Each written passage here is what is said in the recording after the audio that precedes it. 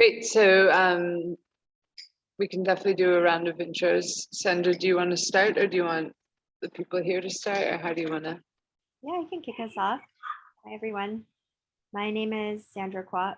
I have a social impact enterprise benefit corporation called 10 Power, and we're working on bringing renewable energy to places that don't have access to electricity, working directly with local communities to implement best practices in regenerative technologies.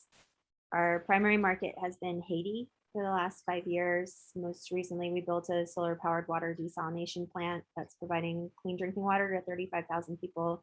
We have a gender empowerment program and run a women's solar installer training program.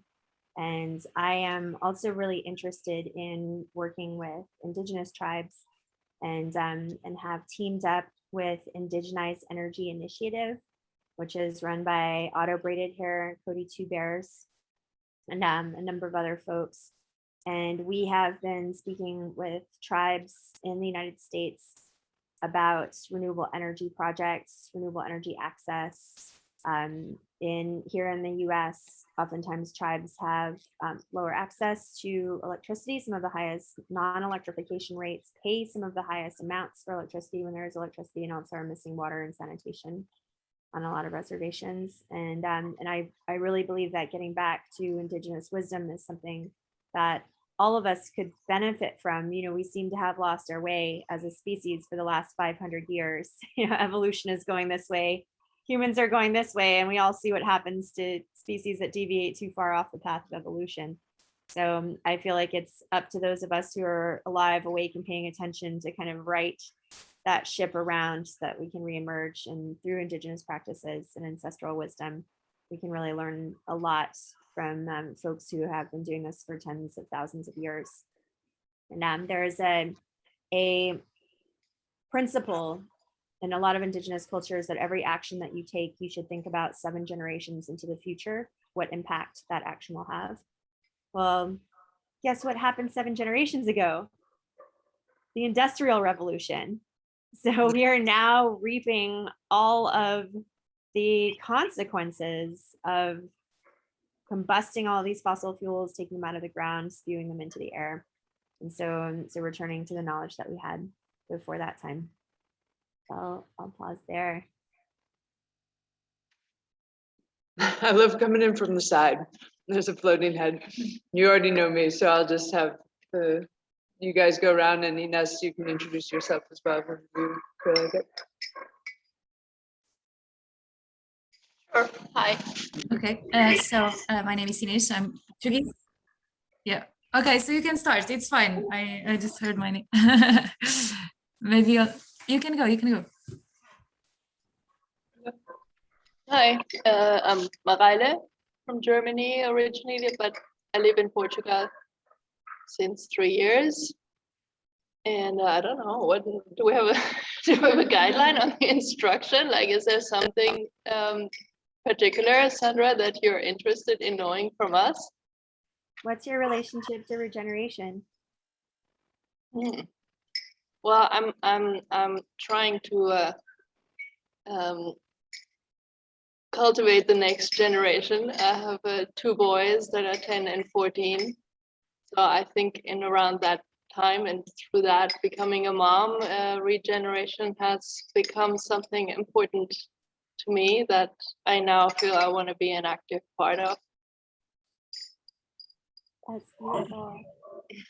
I have a little Earth Warrior baking in my belly right now. Oh, congratulations. Thank you.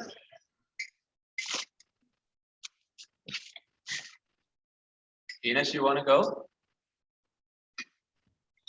Okay, I can go. Yep. So maybe also participants there, they don't know me, so it's the first time I'm introducing. So I'm Portuguese. I learned about these experiments, and I got really interested about what you're doing there. But unfortunately, I couldn't participate. And I saw that Alex needed some help with an online, someone that would help here in the online aspect. And I said, okay, so if there is any way that I can help, I'm here. Yeah, so that's how I ended up here with you today to supporting this technical side. My relationship with regeneration. This is a concept that I got to know recently, maybe 1 year ago, more or less. And I started a new project. I started to rebuild a very old house from my great grandmother. And I really wanted to build a community and a project around this, following the principles of regeneration in different levels. Yeah, so, and I'm Portuguese. I see a lot of international people coming here and bringing these new ideas, but I'm missing now the connection between the Portuguese community with the international community. So I'd like to be part of that connection as well, to support in that. Yeah. Obrigada. I'll come next. Hi, my name is Bart. Yeah, regarding regeneration, I think I learned about it 1.5 years ago, something like that. Once I got involved in a group of people that wanted to bring all the people together that are working on creating a new paradigm of living on the planet. And quickly it became clear that we don't need sustainability, we need regeneration. Going one step further. And yeah, I see it as an important part for us as humanity to reconnect with nature, and also as a way to evolve ourselves as humans. So that's what for me means regeneration. I'll leave it at that for now. Thank you. Thank you.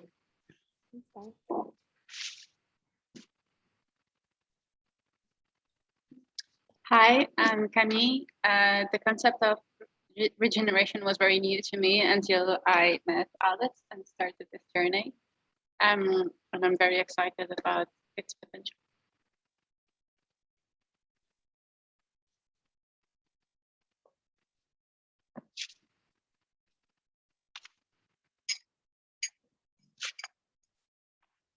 Hi, I'm Kelsey. My relation to regeneration, I would say through like going to college and studies, I didn't really know where I could fit in, and it took more of a practical path.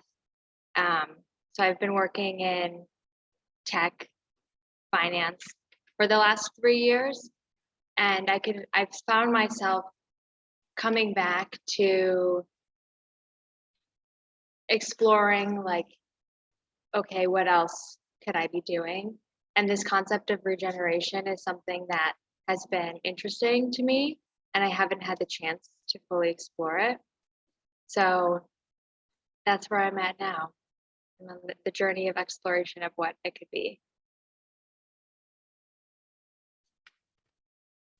Beautiful, thank you. Awesome. Well, I'd like to kick us off. Oh, we have another person. I never even saw you before. Yep, I'm Alexandra from New York. I got involved in this process by chance, but not really by chance, just putting out the energy that I was like seeking and searching something more than what I was currently doing. And then things started to sort of align. And I found this experiment, and I came into it not really knowing too much what regeneration was and what like systemic reciprocity was. And so it's been a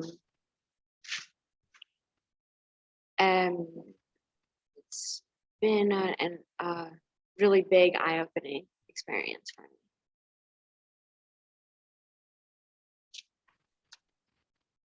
All right, that's everyone. There's no hidden.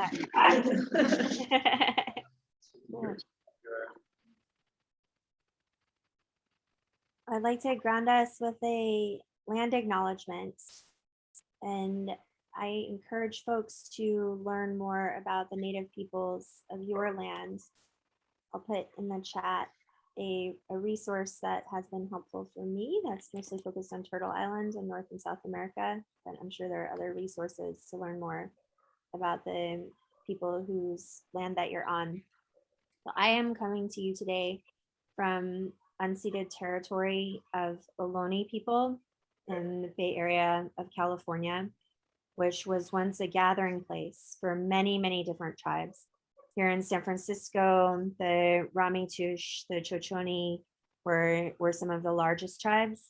And the Bay Area was so rich with wildlife. It was a place where people would come together to celebrate, to do ceremony. And when colonizers arrived, there were some written accounts that the sky was black with birds and all of the abundance of the land. And a lot of tribes would come together and do potlatches here. And there's much research coming out now, especially as we're experiencing increasing wildfires here in California, that a lot of the indigenous land management and stewardship working with fire and doing cultural burns helped to eliminate the latter fires. So helps to eliminate the undergrowth, enrich the soil, which prevented these large out of control wildfires that are happening now from occurring. And that was actually made illegal when colonizers came and settled. And so a lot of the problems that we're seeing now are from banning indigenous practices. And so I want to recognize the folks who are very much active members and who are promoting a reciprocal and regenerative relationship with the land here in our community. There's an amazing land trust called Segura Te that collects a Shumi land tax that people can voluntarily pay that goes back to indigenous communities to restore the land here. And I highly encourage everyone to learn more about the indigenous people whose land that you're on, learn about those practices, as well as diving into your own history, family history and heritage. Thank you.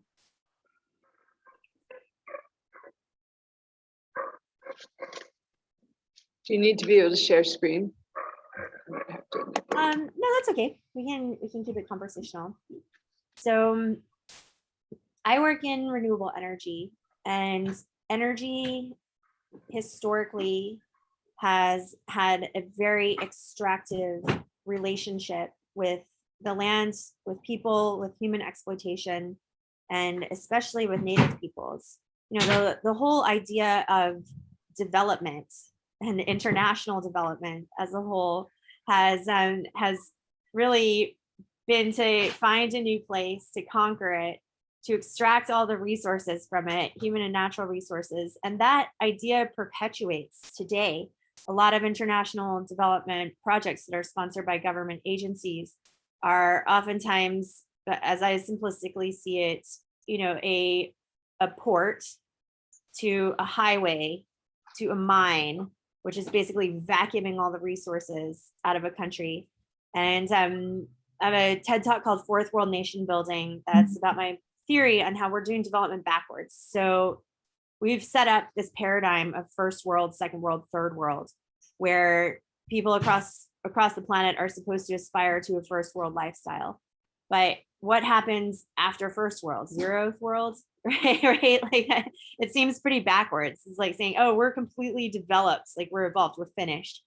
But actually, I think development should be happening like tech, like 4.0, 5.0, 6.0, and we should be going forward. And it's actually the places that today are considered the least developed countries or third world nations that actually have the fastest potential to adopt leading edge technology.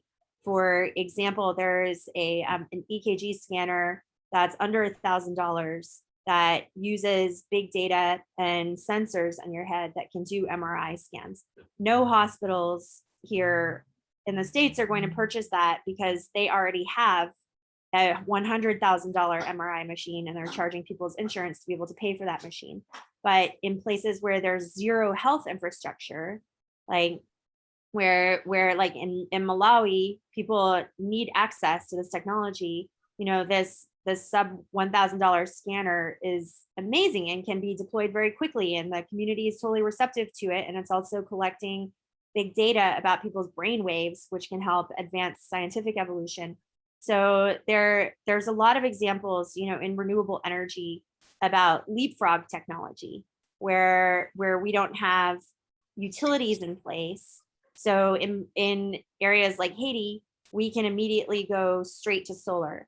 And I like to think of it as kind of beyond leapfrog, because leapfrog implies we're on this trajectory, right? It's like A, cut down all your trees, B, you know, extract all your natural resources, C, once you paved over everything and everybody lives in suburbia with 2 cars, then you can start to care about climate change. And like there were actually papers published in the 1950s that have led to, as COP26 is coming up, this idea that like rich nations are the only nations that can care about climate change and like should be paying poor nations, which like, yes, there should be some global reparations that are happening, but poor nations are those that are most impacted by climate change. People on the front lines of these communities are the people who contributed to the least to these factors, have benefited the least from the combustion of fossil fuels.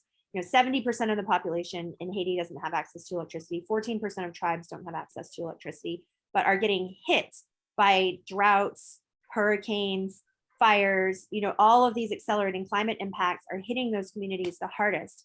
And so it is a total fallacy to say that just because you don't have a lot of material resources, you don't have the capacity or the ability to care about climate change.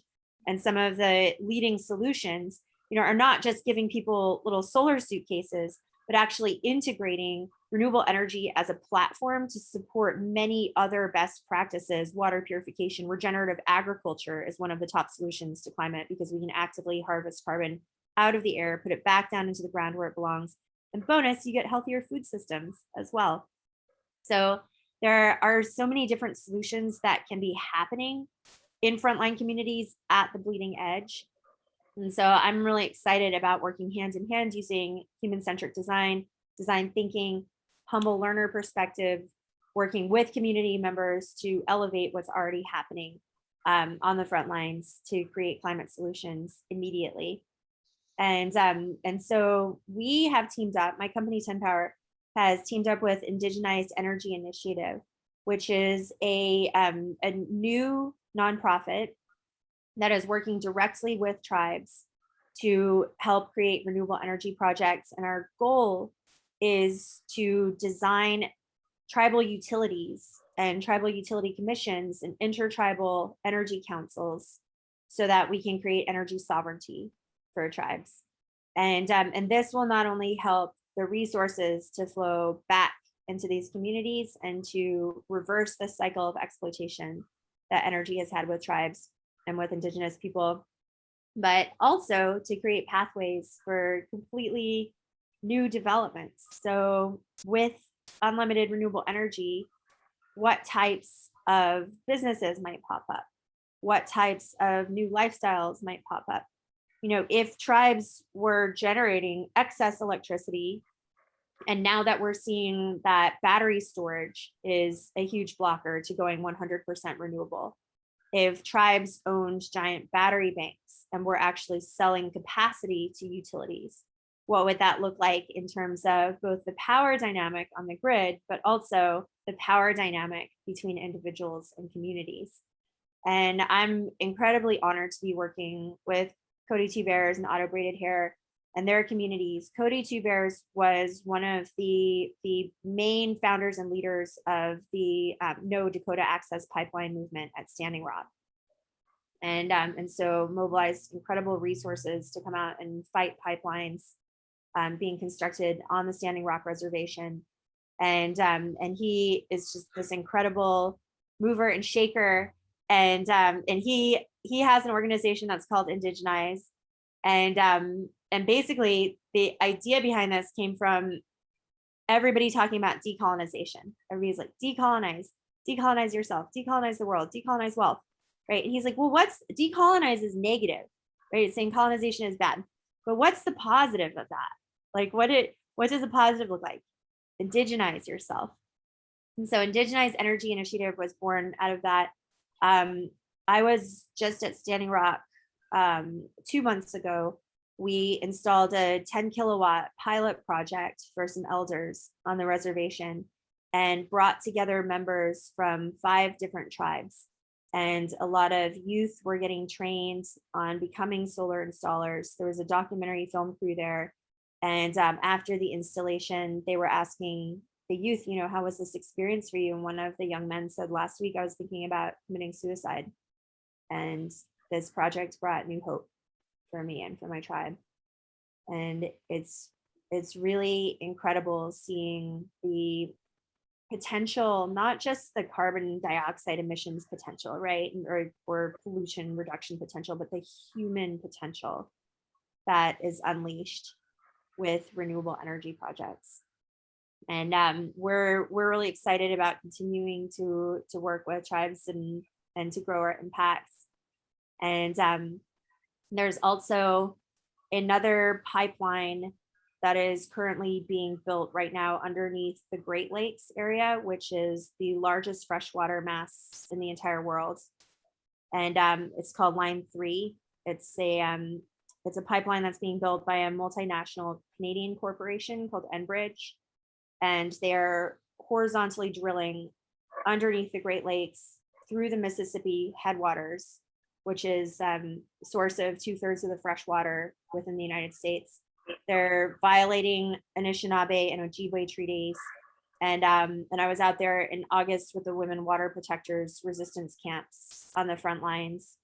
And there's just so much structural racism that is entrenched within our law enforcement systems, within our power systems, our utility systems. And right now, the company is paying local police forces to enact complete brutality that is specifically targeting Indigenous people.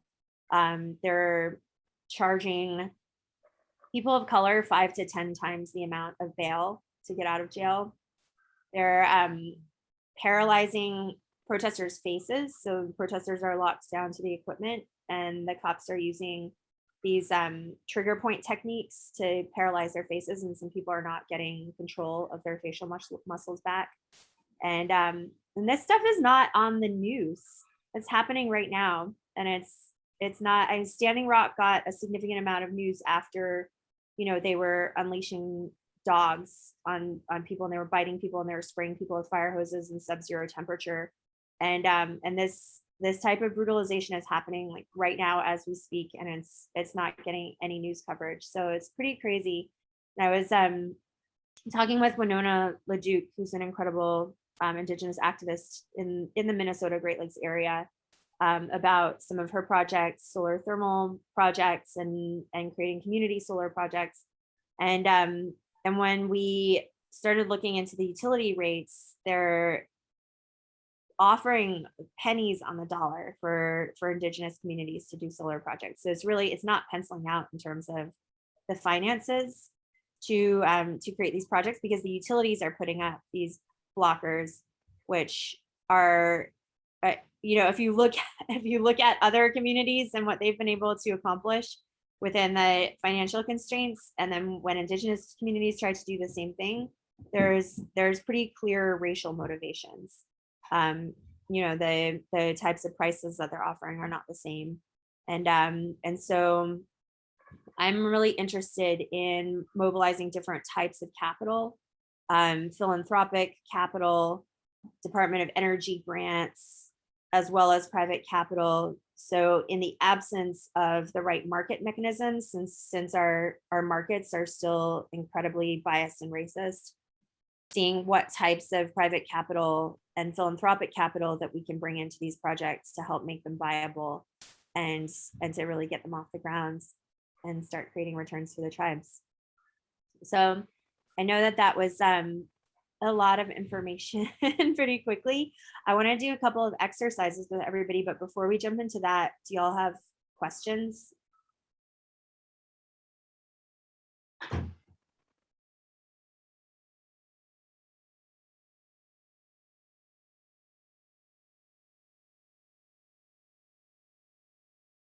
Comments or thoughts?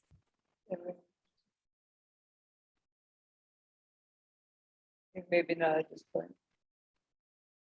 But it's super interesting. Yeah, it's super Thanks interesting. for sharing it. Yeah. It's mind blowing.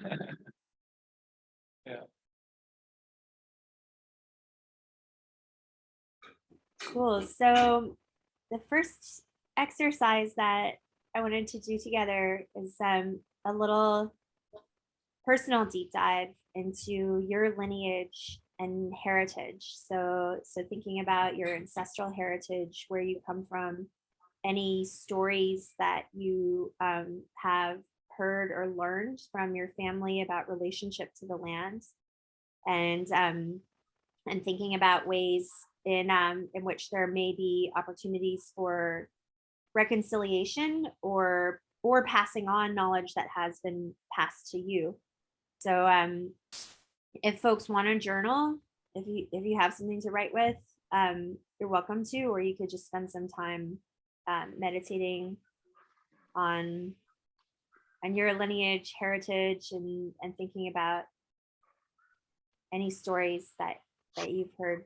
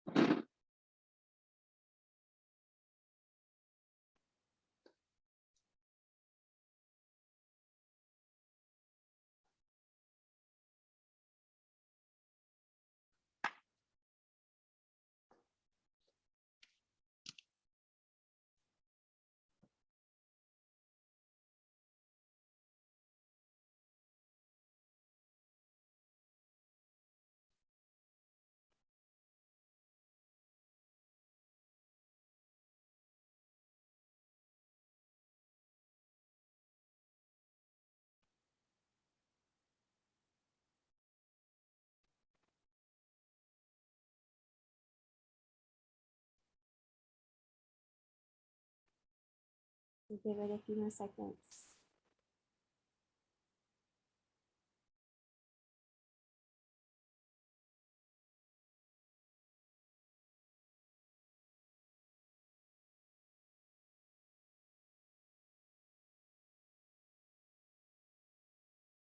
Right. Do folks want to share anything that came up?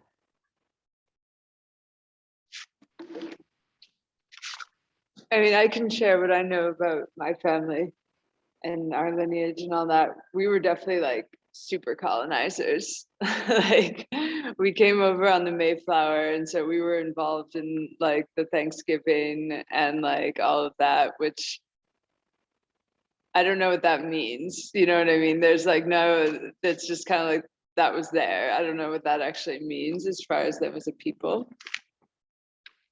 But then we like haven't really had, I don't know when we had like land, if we ever had land. I'm assuming yes at one point. And then, but what's been passed down, I feel like my grandparents were like they knew how to like farm or grow food, but like both sides had a really great vegetable garden scenario. And then even my parents know that. And then me and my brothers somehow kind of like missed the boat. And like our generation missed the boat, but it seems like also we're all rediscovering it in our own ways now, which is interesting.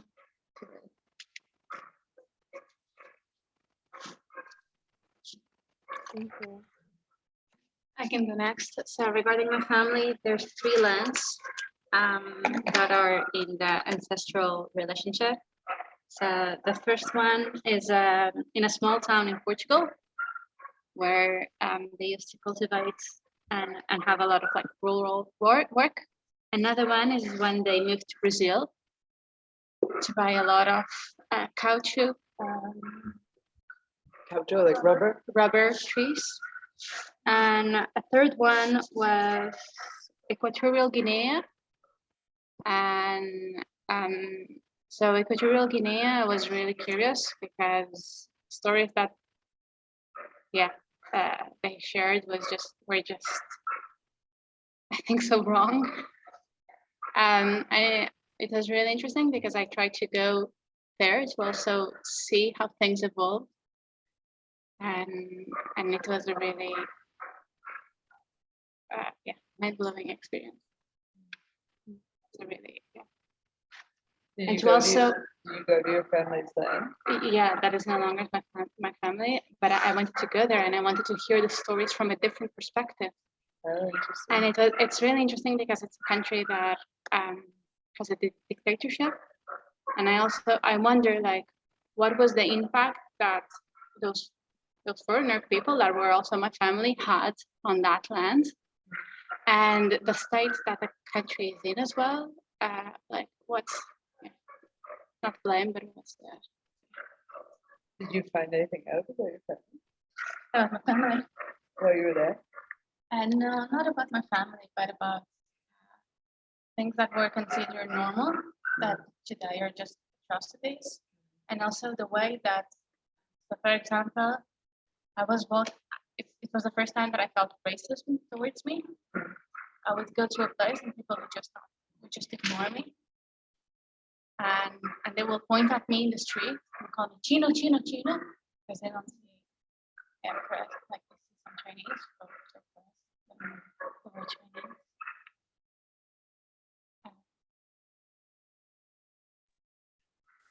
Go next. Honestly, I don't have so much information regarding my family ancestry owning lands. I have a very Dutch history, heritage, lineage. I know that the part of the family that my family grew out of, they lived in the house of Michiel de Ruiter. He was one of the big Dutch explorers, sailors. And that's about it, I guess. My grandparents, they lived in Indonesia for a while. So yeah, I don't know, it's the Netherlands. There's very little space to occupy. So where you're in the working class, you don't have like a lot of land.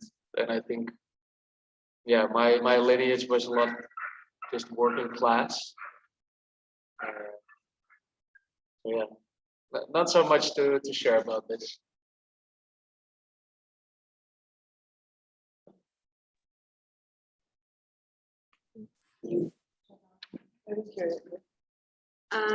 I'm American. My family came here from Italy, so my parents still have land in the South, which is really difficult for them to maintain because there's a lot of squatters, and from the best of my knowledge from visiting, it's still a little bit run by like mafia-esque people, but I'm not entirely sure.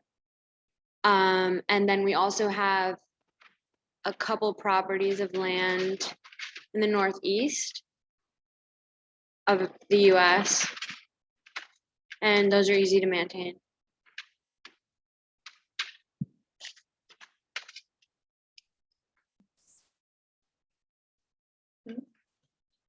Hi.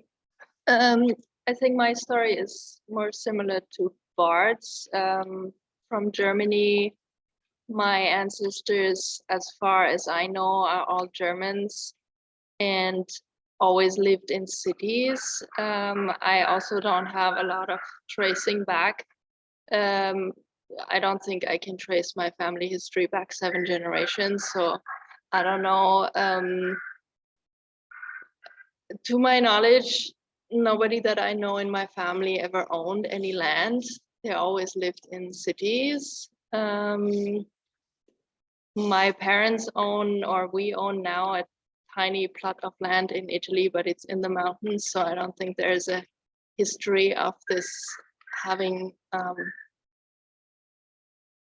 I mean, not that I know of, belonged to anybody. I think it was more just a patch of, and still is, patch of nature.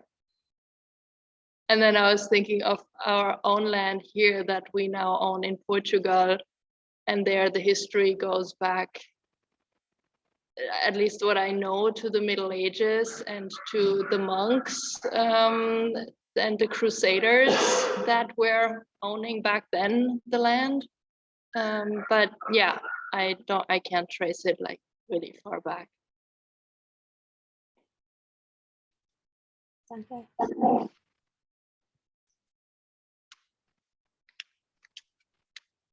And I only know a few generations, but what I've heard is that on my dad's side, they were Irish, and they came from a small town in the countryside, and settled in the Cleveland area and worked in steel.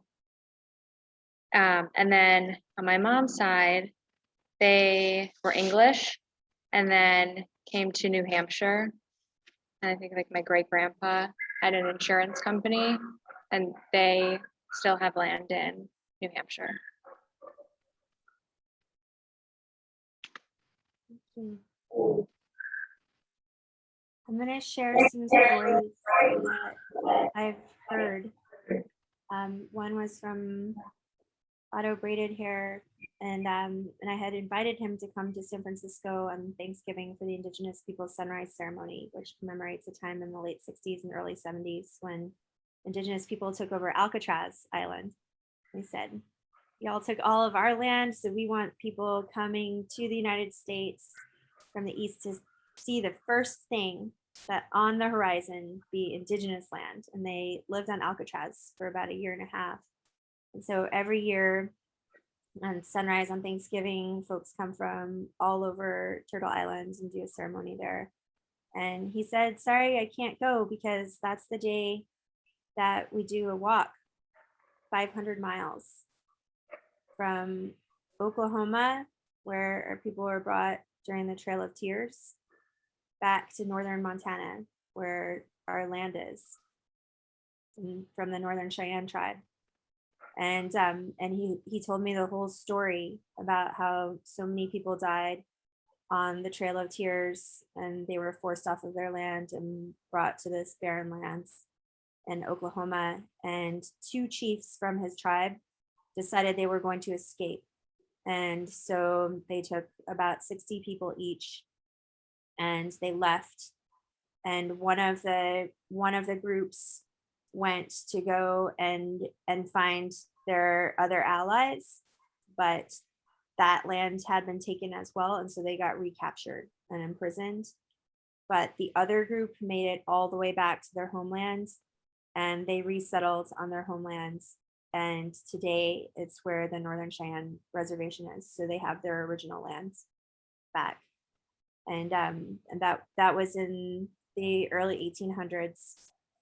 Then Cody shared with me another story, which I'll relate. These are all oral traditions, passed down from grandmothers to grandchildren. And he was sharing with me, we went to the Sitting Bull Memorial, and Sitting Bull was an incredible Lakota warrior. He was born in 1831, and he united all of these different tribes. He was from a smaller tribe himself, but he united all of these tribes around him in the resistance movement. And so as colonizers were coming in, he got all of these tribes who had historically maybe had some disagreements with one another to join together and to defeat Custer.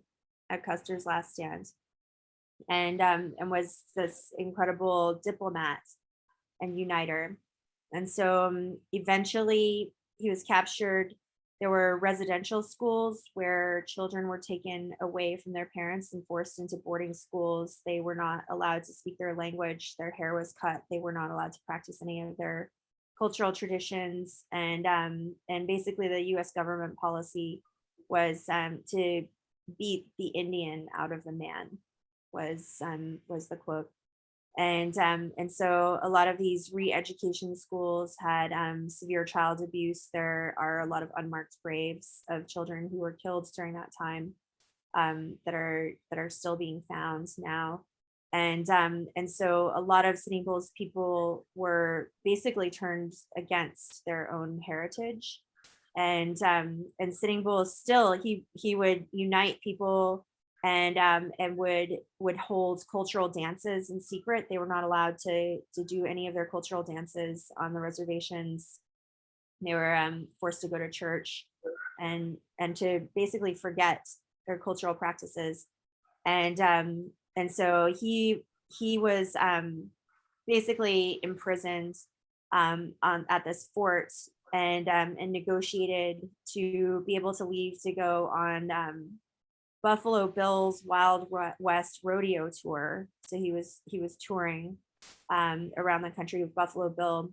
And when he came back, he started doing social organizing again and was actually shot in 1890 for his political organizing by some police officers who were from his own tribe, who had been so indoctrinated and turned against their own people by the settlers that they turned on him. And there are still descendants at Standing Rock from all of these families.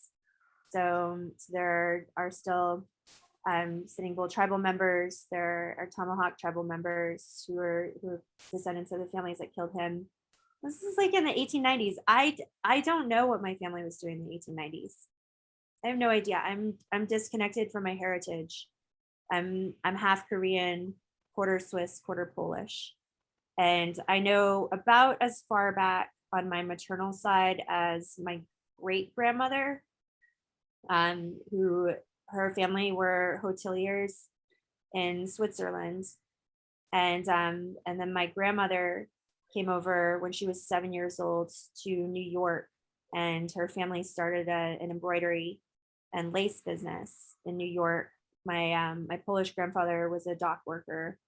And then on my father's side, I only know really very little about my grandparents in Korea. And it's hard for my dad to talk about his history, but I went to visit Korea with him, and he just shared this gem about how when he was a little boy, they during the Korean War, Korea was the second poorest country on the planet, and his family didn't have enough food, and he had a baby sister who had died. And he never shares any of these stories, but it dawned on me why I do the work that I do, and how it connects to my life and my passion. And I think that this curiosity into our own lineage and our own heritage, and where a lot of the privilege that comes into play, all of these resources that we have, whether it be because of our skin color or because of wealth that has inherently accumulated, or the country that we were born into, there are so many different aspects of privilege that play into the unconscious bias that has helped some people to be able to have more access to resources on the backs of other people in the world. That I think that this journey is incredibly important for each one of us to do, to reconnect with our heritage, to understand, the relationship with the land that we had, however far back in our families, and then also to use that as a springboard for truth and reconciliation. And in Canada, there have been a lot of truth and reconciliation events and marches with First Nation peoples. And it's been a hugely healing opportunity for folks to be able to share, people, especially from Indigenous communities whose parents and grandparents were taken to these re-education schools and camps, to be able to share their stories and to just be witnessed and heard and held, because these stories have been suppressed for so long and are written out of the history books. And so I think that there's really so much healing that can happen from people creating and holding safe space and creating presence for that. So thank you each for sharing a little bit about your family history. It's kind of vulnerable, right? In some ways. And I'd like to dive into our next exercise, which we've been thinking about ourselves and our lineage. Now let's think about ourselves and our relationship to the external world. So specifically, I'd like to do this in relationship to power systems and energy systems. So thinking about, the ways in which we use energy on a daily basis, the ways in which we generate energy. We consume calories, we generate energy. I like to see love as a renewable resource. And so thinking about ways in which we impact our energy systems, and what our relationship to energy looks like in the world. So let's take a few minutes to meditate and journal on that, and then we'll do another share out.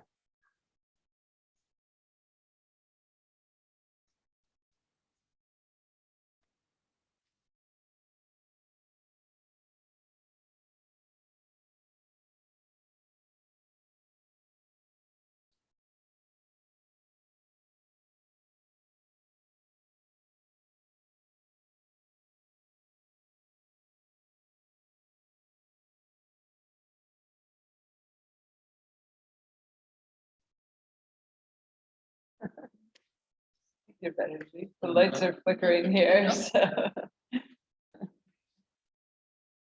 That's perfect. Sorry, the prompt.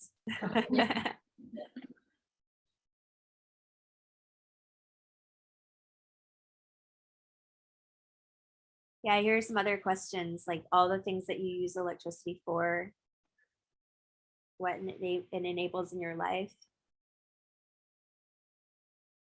how much a kilowatt hour costs where you live, where that electricity comes from, and what impact that electricity has on the people and the environment.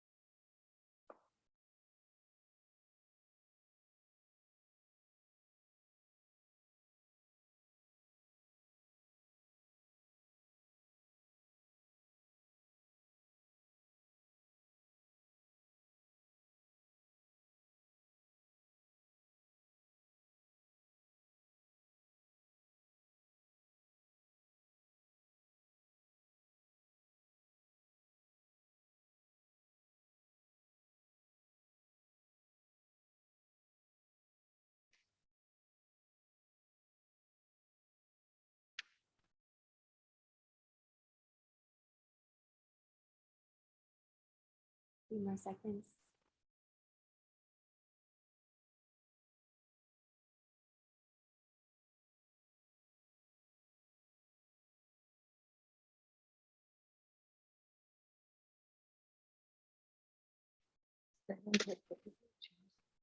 All right. Let's do some quick shares. Do Alex and Inez, do we need to wrap up right at the top of the hour? We can go a bit over. Well, I mean, Okay, cool. we gotta make dinner kind of soon, so. Right on.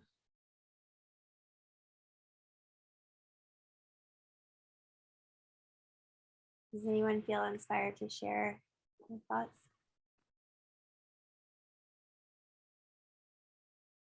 Yeah, sure. I'm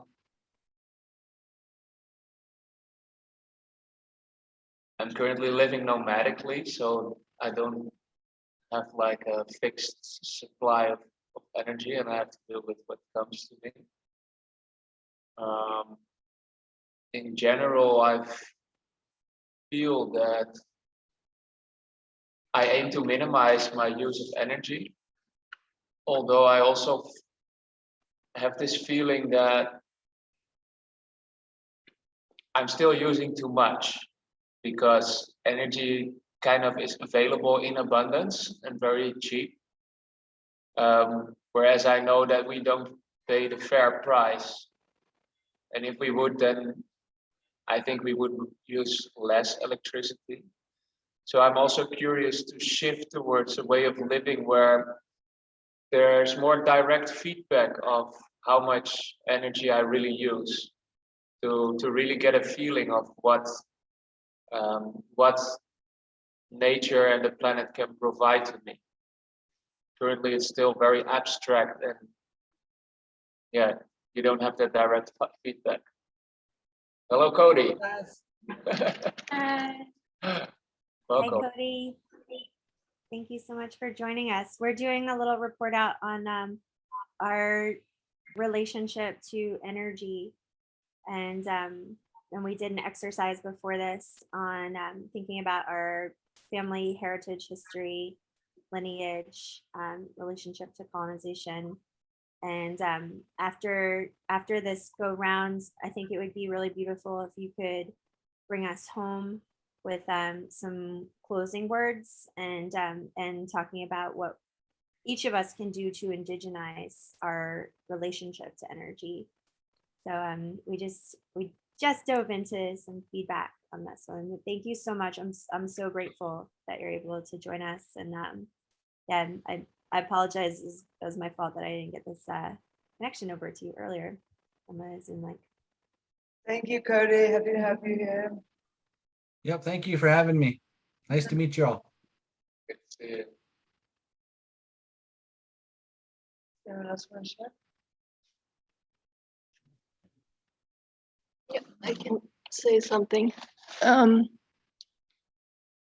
Yeah, so I think my relation to energy and energy use was shaped early, because on one hand, I grew up in a city in a flat where everything was available.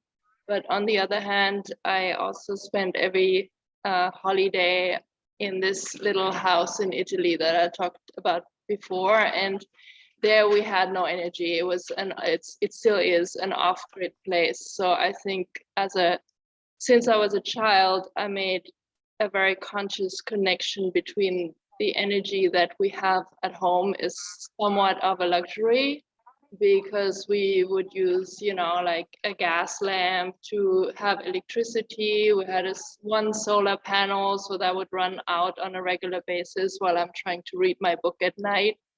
And the other thing that I think I've become very conscious over also through travels is that how when we actually need to use our own energy in order to create energy, whether this is like going out and feeding ourselves through things we need to collect, or go fishing or whatever, or whether it's actually having to go to the spring, which is, I remember as a child having to fill the buckets of water in order for us to have drinking water or washing water in the house.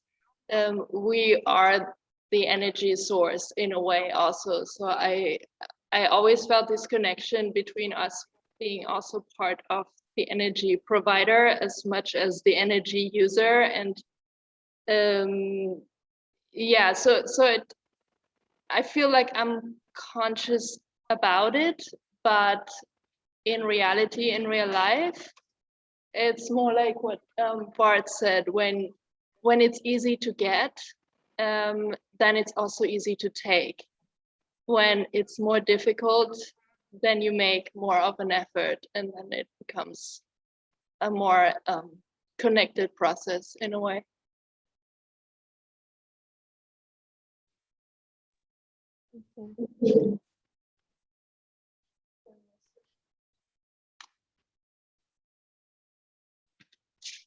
I had one reflection. I don't know where I was thinking, I was trying to go back to the system. I was like, I don't actually know how electricity is made. Like, I can't imagine it. And so when I can't imagine it, it's like there's a disconnect. And then I was thinking while Marilla was talking, like, but when and as the lights go on and off here, we're on a solar grid here. It's like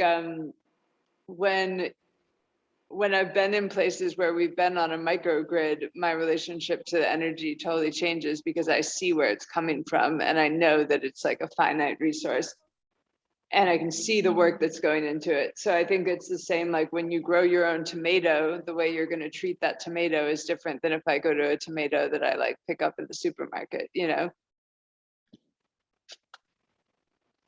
That's my thoughts. Yeah.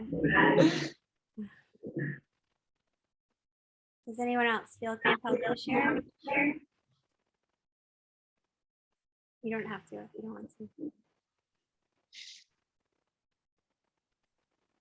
It's the end of a very long week here. I can just quickly share. So I feel the same. I feel that I'm very disconnected from the energy. I don't even know, how much I spend on energy and where it comes from in my apartment.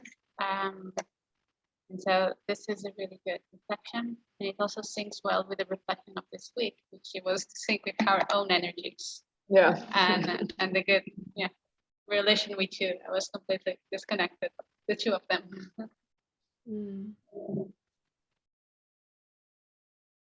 It's been interesting for me working in energy in places that don't have reliable electricity and seeing the converse relationship between how expensive electricity is when it's harder to get. So average price of electricity in the United States is between 9 and 11 cents per kilowatt hour. In Haiti, where people have to generate their own electricity with diesel generators, it can be 45 cents to $2 per kilowatt hour. So orders of magnitude higher and more expensive. And I'm sure Cody can speak about, sometimes it's heat or eat for families, in cold environments. And so it's been really eye-opening to me seeing energy inequality, which feeds directly into climate justice. And especially, with the historical legacy of fossil fuels generating the majority of power and being one of the #1 contributors to climate change, the power sector, that most of the emissions are generated in low-income communities of color that have fewer resources to fight against these corporations. And so whether it be the worst polluting power plants, peaker power plants, which are turned on during the times when electricity is most scarce, when people are using the most electricity, these old natural gas fired and coal fired peaker power plants turn on and they're spewing the worst chemicals and pollutants directly into communities, or also ranging to, spent nuclear waste being stored in Yucca Mountain in Arizona on tribal lands. There's a lot of injustice and environmental injustice that's directly tied to our energy systems. So it's something that I'm always struck by how I took electricity so for granted before I started working in Haiti. And now every time that I turn on the light switch, I think about where those kilowatt hours are coming from. And ways in which with renewable energy, we can create a more regenerative relationship with our energy systems. But it's also important to think about the upstream and downstream resources of where the materials come from that go into solar panels and batteries, and where those spent resources are going to be stored or how they're going to be decommissioned so that we're not creating another toxicity problem you know, with a whole bunch of precious minerals that have been put into these commodities. Cody, I want to hand it over to you to take it home. If there's any words that you want to share about your insights on relationships to electricity, and then I'd love for you to, yeah, share with everybody a little bit more about Indigenize Energy Initiative. Yeah, thank you, Sandra. And I apologize if I'm late. I thought it was 7 o'clock GMT time.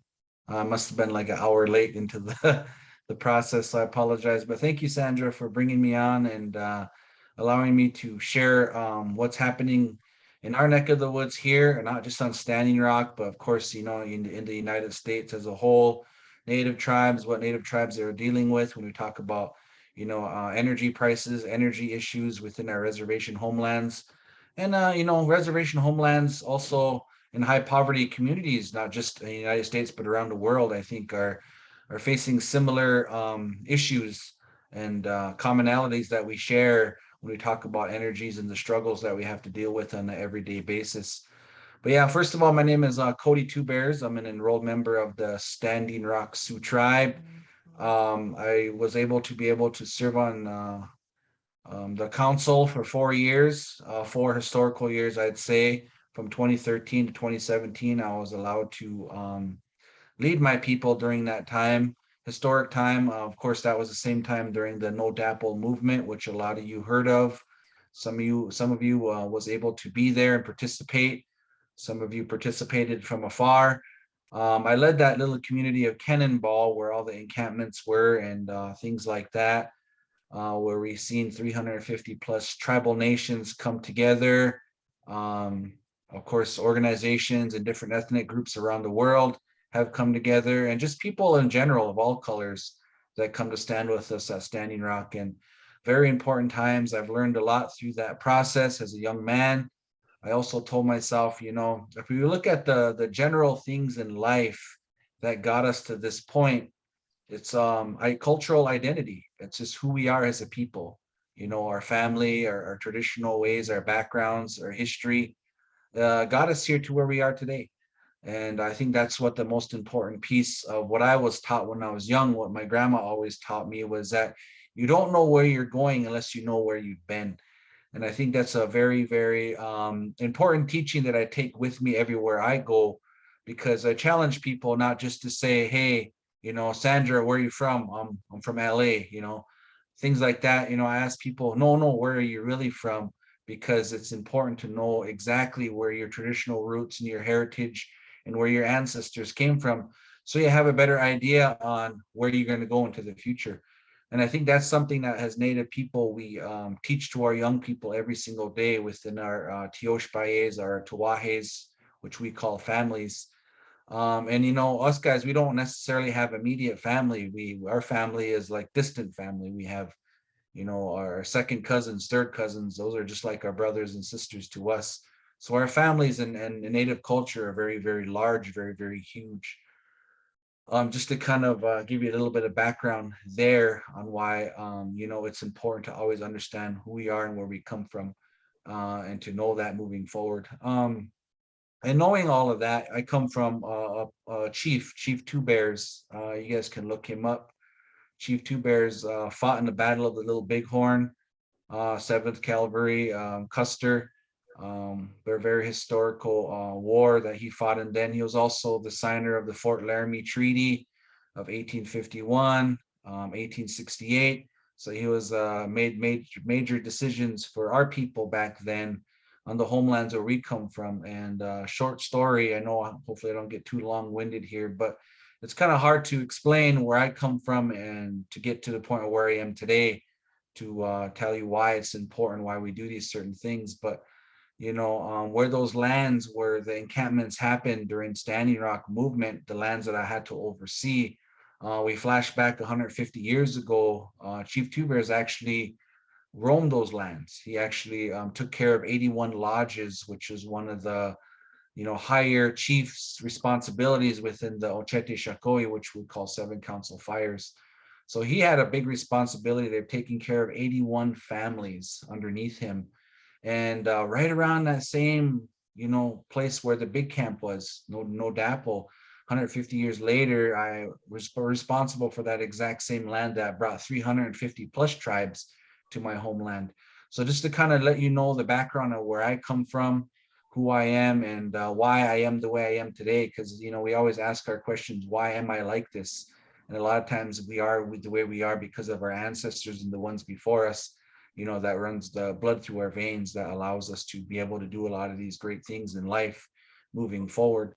After the No DAPO movement, I kind of told myself, you know, people have said Standing Rock has changed the world. I hear a lot of people say that around the world. And I looked at my own community, which I come from, Cannonball, which is the highest poverty community in the state of North Dakota, where I come from. It's a lot of Ochete Shakoi tribes like Pine Ridge, different other reservations. Those are some of the highest poverty counties in the country of the United States, where I come from, where I live, the surroundings of our sister tribes. So, you know, we come from a place of poverty. We come from a place where we don't have a lot of things, but at the same time, we're really, really culturally rich in our knowledge and our ceremonial way of life and our language, which is very, very important to our people. So after the No DAPO movement happened, I told myself, you know, they said Standing Rock has changed the world, but yet Standing Rock, we haven't changed in the instance of looking at our next 7 generations. We're always good at looking back 7 generations, but never looking forward 7 generations, because, you know, what is the plan for our next 7 generations? You know, our great Chief Simbo has said, you know, let's put our minds together to see what life we can make for our children. And he said that 7 generations ago. But I think now is the time, you know, where we have to start putting our minds together to look at what is happening around us. What are some of the things that are happening around the world that, like we talk about climate change, the devastation of our world and the taking of our trees and our forests and our water, contamination of our water, destructions of our lands. I mean, we can go on and on and on, right, about what's happening around us. And a lot of it's for profit, a lot of it's for extraction, for taking. And one thing I was taught is this, you know, a lot of people around us are taking today, taking a lot of things, you know, but the way we was taught as Indigenous people was when we take, how do we give back? And I think we're not giving back enough as a human race, as people of the world. We have to understand, we have to continue to try to work at learning how to give back and not continuously take. And I think that's what the part of Indigenous people around the world have something to offer to the rest of the world. You know, I think we've come, what I always say, full circle now. You know, what I mean by that is 150, since 1400s, when the Europeans came to our homelands here in the Turtle Islands, what I would call it, the North American continent. When the Europeans came here, we taught them how to live here. We taught them how to be sustainable. We taught them how to find foods. We taught them how to build homes. We taught them exactly where the medicines were, different types of things to be sustainable on these lands where we come from here in America. You know, and it's other different parts of the world where, you know, that culture still is there. It's really rich, and where, you know, they'll teach you how to be sustainable in other parts of the world. But this part of the world, you know, I feel like Native Americans here have a lot to give into that knowledge on learning how to give back again. You know, so I think we're come to that cusp, or that brink of to the point of where we have to do something, and where we have to start to learn from Native Americans again exactly how to do just that. Just like when they came over here in the 1400s, we taught them how to live. Well, we're going to have to teach them how to live again. But times evolved, right? Times change. You know, it's just not about culture anymore. It's not about language. It's not about food sovereignty, right? People growing their own foods. All these other things are very, very important. But one thing that we since evolved now, knowing what is important, is energy. Energy is a very, very key component now of what I've been sharing with a lot of people, of what is that next 7 generations, right? What are we looking for? What are we trying to do? And energy plays a big, big role in doing that. Along with food sovereignty, along with culture, along with language, we're going to need energy moving forward if we want to be sustainable and live wherever we come from moving forward. And that's something that I challenged myself. I challenged a lot of our tribal people to start to learn about this. I think there was a lady that said, I know nothing about energy. And you're right. I mean, a lot of people in the world know nothing about energy, but yet it's the biggest money-making sector in the world. Like, people don't realize that energy is like the biggest money-making thing in the world right now. And I think it's really, really important to look at the key factors of what energy can bring to your communities moving forward. Like my community here in the United States, in North Dakota, on Standing Rock, you know, I was able to develop the largest solar farm in my state. North Dakota is the second leading producing oil state in the country, right behind Texas. You know, we're one of the top 5 producing states in coal right now. So, you know, little did I know, we were all standing at No DAPL, right? Protesting about future generations, protesting about, you know, equal rights, protesting about contamination of our water, all these things. But little did I know, I was plugging in my measly phone into the wall every single time I was doing that, not understanding and realizing that I was also a part of that process. Because, you know, every time I plugged in my phone, it was needing that much more coal and the burning of coal and the extraction of coal to be able to suit my needs, even on Standing Rock. So I told myself, you know, that's got to change. We have to be able to indigenize our energy. A lot of people say decolonize. I say indigenized. Why that's important is because we can indigenize a lot of things, not just energy, but food, language, culture, you know, education, the way we do things, because everything's ran by the corporate world is just like controls us, whether we realize it or not. And I told myself, we're going to have to create a new way on how we bring energy within our communities, within our tribes, within our places of need and high poverty communities. And we have to do it in a way where we indigenize. Indigenize means do it in your own unique way that suits the life of your people and where you come from. Indigenize it, right? Do it in a way where it suits your people now, not somebody else's benefit, not the corporation's benefit, your way, right? So that's why I came up with the name Indigenize Energy as my local nonprofit. Since January, we started a national initiative now called Indigenize Energy Initiative, which we look to help all tribal nations across the whole country to help indigenize their energy and their homelands and where they come from.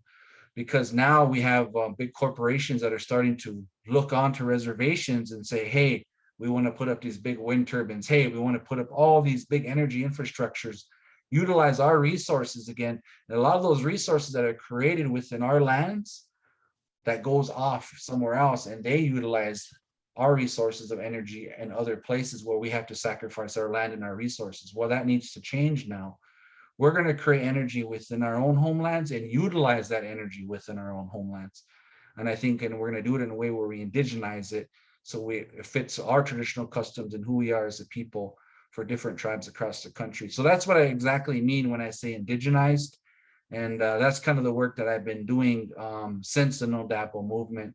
I've been really, really looking into helping tribal nations create their own energy, their energy sector, and at some point, the long goal, tribal utilities. And I apologize, I got a little long-winded there, but just to give you a little bit of a background of what I've been doing and how I got, you know, hooked up with Sandra and the work that she's doing in other places around the world, and why it's so important that energy now fits right along with food sovereignty, language, culture, all these other things, because that is part of the platform to help base that a living for our people for the next 7 generations that we've always been talking about. What is this next 7 generations look like?